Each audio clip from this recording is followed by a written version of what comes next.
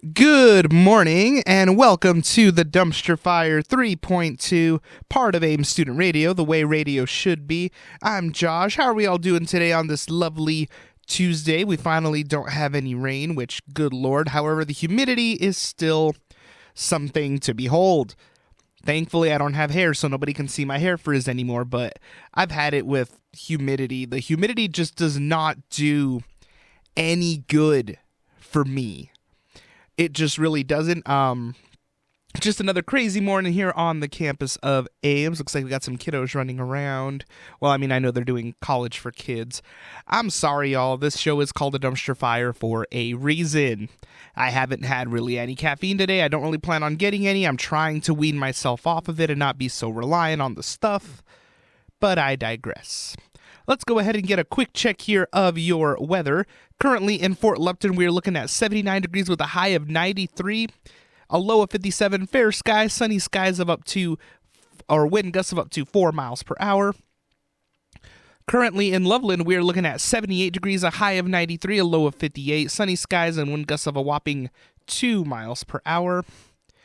No, I don't want your Sephora ads. Currently in Windsor, we're looking at 73 degrees with a high of 93, a low of 58, fair skies, and, no wind. And on the home campus of Greeley, we are looking at 75 degrees, a high of 94. Ooh, it's going to be toasty. A low of 58, partly cloudy skies, wind gusts of a whopping 4 miles per hour. It's going to be toasty this week, folks. If you are going to be outside, wear your sunscreen, stay hydrated.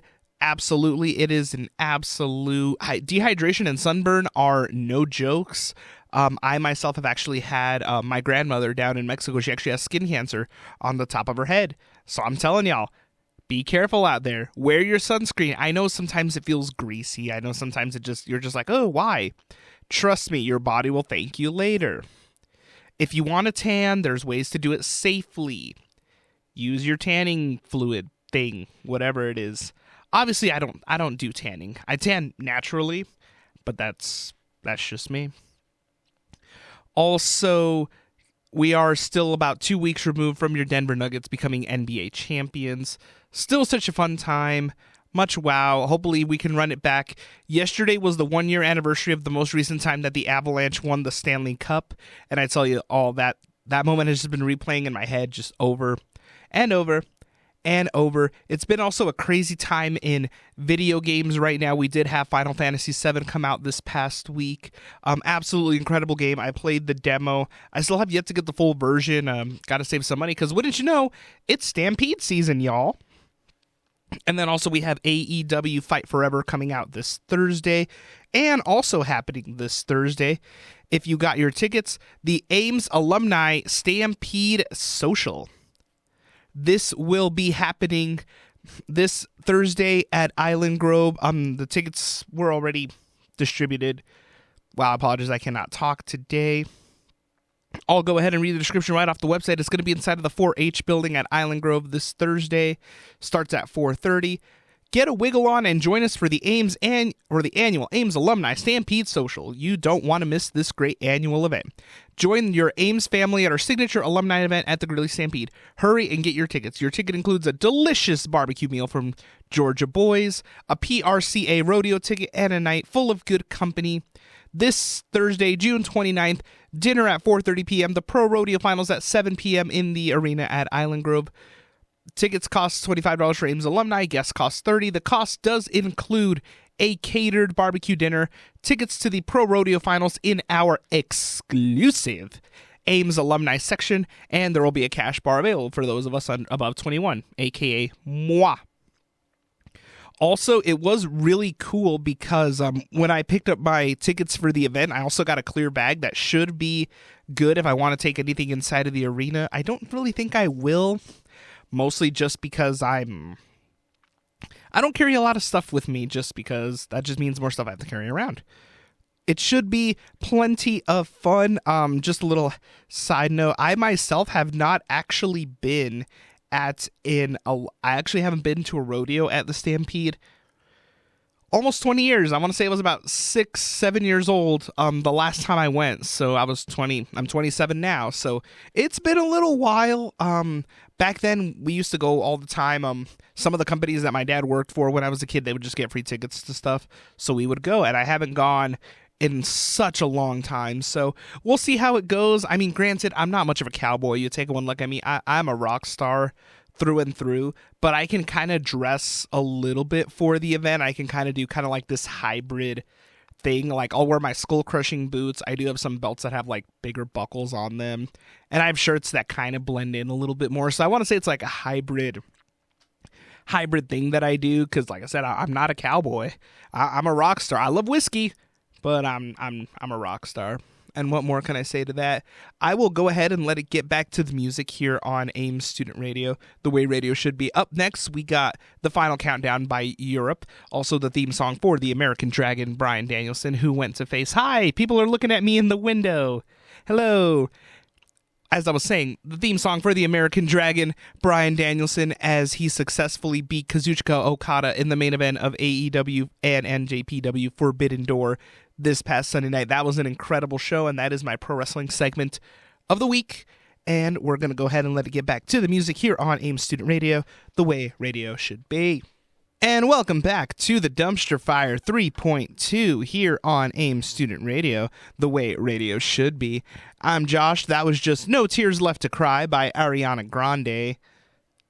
I think that may have actually been the first time in the history of this entire show and all 3.2 iterations of this show that I actually played an Ariana Grande song. Did I actually put it in the rotation? No. But typically, I try to like pick and choose and see what I'm going to put into the rotation, and I just let it play, and then I realize, the song is kind of a bop. But that's okay.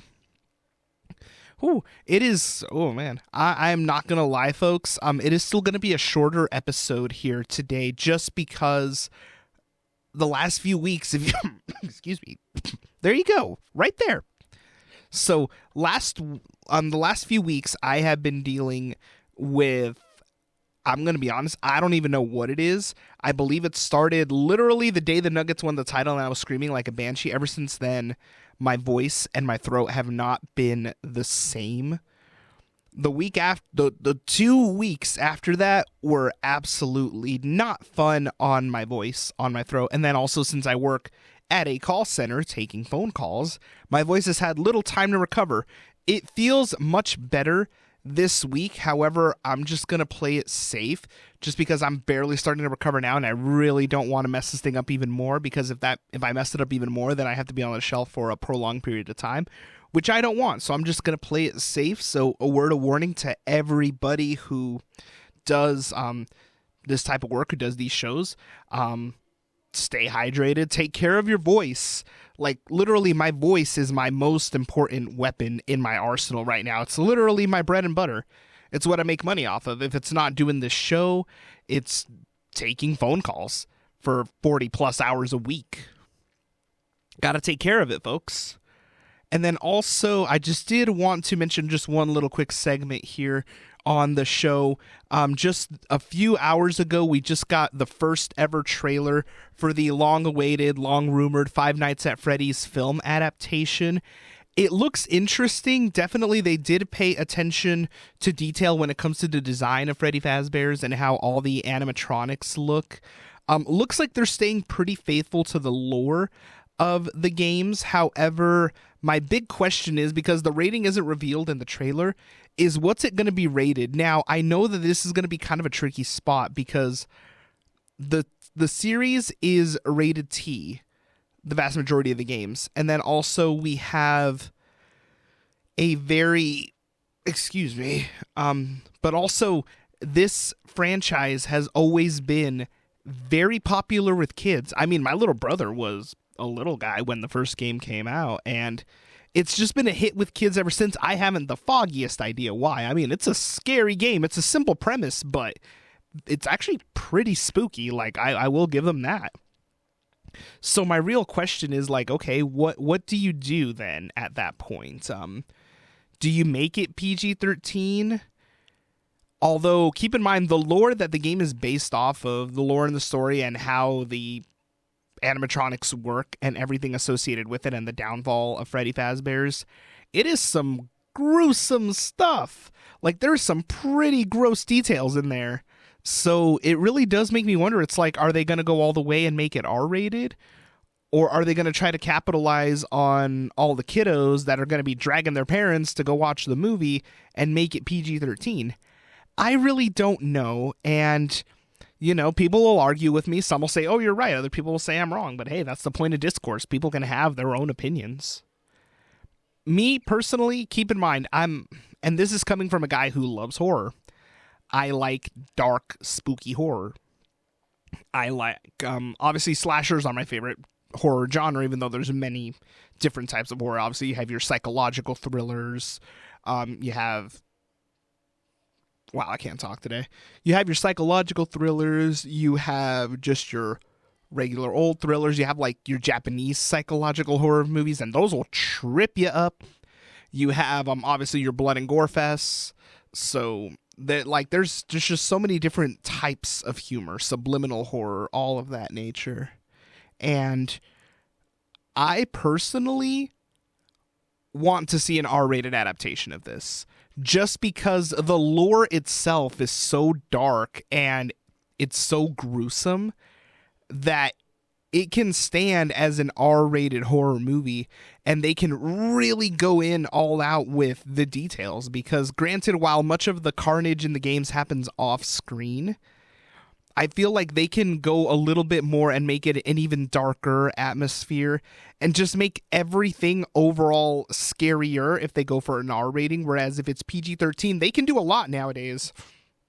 There are a lot of PG-13 movies these days that are being released that, had they come out 10 years ago, they would have been R-rated. But there's been a modern leniency towards a lot of questionable, or towards just a lot of violent and scary content in PG-13 movies and language and the whole 9 yards. So with the PG-13 adaptation, yeah, you can go pretty far with it, but you do end up, for the sake of maintaining that rating, you do end up having to water down some of the atmosphere, some of the terror, some of the kills, if we get to see any. A lot of that is going to end up getting kind of watered down, and I just hope that they do an R-rated adaptation, or if they're going to do a PG-13 just for the sake of the kids, do a PG-13. If you're going to do a PG-13 cut, okay, cool, but then later on, if there is an unrated cut, release it.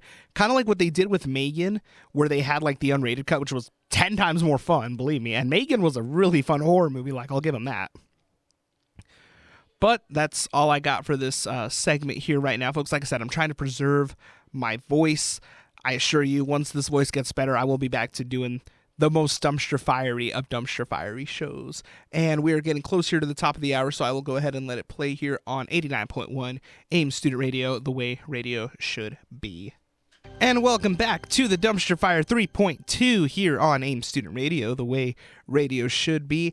I'm Josh. That was All the Small Things by Blink-182, also the victory song for your Colorado Avalanche. Last year, that song became immortalized with us Colorado sports fans when they took home the Stanley Cup. That was just such an amazing sight to behold. And then we also had, at the season opener for the Avalanche last year, we actually had Mark Hoppus of Blink-182 actually lead the crowd along in a sing-along. He was actually in the crowd at Ball Arena, and they got the entire crowd to sing along. Just such an incredible sight. July 3rd, so actually next Monday, oh Lord, that's coming up fast. We are actually going to have Blink-182 in Ball Arena. I saw them actually in the Ball Arena back in 2016, but this was during the Matt Skiba era of Blink-182 when Tom DeLonge had briefly left the band. He's back now. I do feel lucky that I got to see both eras of Blink-182. In 2011, Channel 93.3's big gig out at Fiddler's Green, the two headliners were Blink-182 and My Chemical Romance, of course, me being the emo that I am. I was there mostly for MCR, but I'm like, yeah, I'll go see Blink. And both acts were just amazing. This was, Tom was with the band in 2011, and then he left a little bit afterwards, and then during that time they got Matt Skiba in, and they did a couple albums together. They did California, and they did Nine, and it was actually a pretty cool time. I'm seeing Matt there singing the songs and everything, and he would put like his own spin on them. He wasn't trying to emulate Tom, and it was actually really cool. I actually did get to see at Riot Fest this past year, I did get to see Matt Skiba do his other work. He is the main guy for Alkaline Trio, and I got to see Alkaline Trio live, so that was also an incredible sight. So I've gotten to see both eras of Blink-182. I tried to get tickets for this time at Ball Arena, but good lord, tickets are not what they used to cost, and your boy be broke. Yeah, inflation's a real thing, folks. Sooner or later, I know financially I'll get back on track and I'll be able to kind of do these shows and things again. But in the meantime, I'm still happy, I got to experience this. For anybody going to that show, live it up. It's going to be an incredible time. You finally get to hear Tom singing about the voice inside my head over and over again. That was my poor attempt at trying to copy his voice. That voice often imitated, but never duplicated. And it's just going to be a crazy time. The 4th of July, well, obviously, I'm going to be at the Stampede. That's just a yearly tradition for me and my family. We go to the parade, although the last few years it's been me and my dad, but it's cool, I still like going every year, even though some people be like, oh, it's the same floats. I'm like, I know, but it's like the tradition for me to go see the floats, go see the Longhorns, just have some fun. And then later on in the afternoon, we make our way down to Island Grove, go check out the vendors, grab some food, grab some drinks, find a good spot, watch the fireworks, and then come home. It's just a really fun time. I really do enjoy it every year, because, how do I say this? We never know what year is going to be the last year.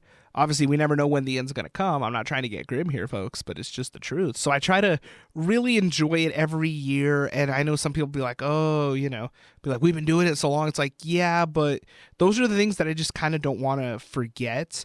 Those are like just those little moments that we're able to have them. And every year it's always a little bit different. It's like, okay, we're a little older, hopefully a little wiser, depending on who you ask.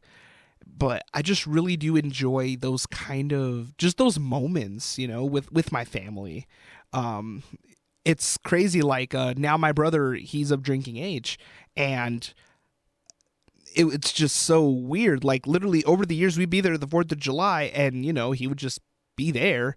And now it's just a completely different perspective. It's like watching this kid go from diapers to now he's grabbing a drink. He can just go up to the bar at Highland Grove and get a drink. It's just something else entirely, folks. And I'm enjoying it a little bit more. I know I still got a lot of life left in me, but in terms of young, I'm not getting any younger. I'm almost 30. I know some people be like, oh, you're still young. And I'm like, in some ways I am, but at the same time, we're coming up close to 3 decades on this earth, folks. Like, I've seen some stuff. But anywho's, I will go ahead and let it get back to the music, and I'll go ahead and sign off here for the afternoon. Like I said, I'm still trying to preserve my voice. As y'all can tell, it's already starting to kind of degrade a little bit, so I'm just going to go ahead and take the appropriate steps to protect it. I will be back 2 weeks from now, because next week is the 4th, and I won't be here. But in the meantime, I do thank you all so much for listening and putting up with my crazy shenanigans over the last couple of years. And there will still be more to come as long as I'm still breathing, and as long as I'm still a student here at Ames. The dumpster fire will continue, and every semester it'll just get more dumpster fiery, because that's just the point of all of this. But I do thank you all so much for listening to this crazy guy talk for so long, and you all have a great rest of your day. Wear your sunscreen, stay hydrated, and above all, do not use a video game controller to pilot your submersible. Heyo! And that was it.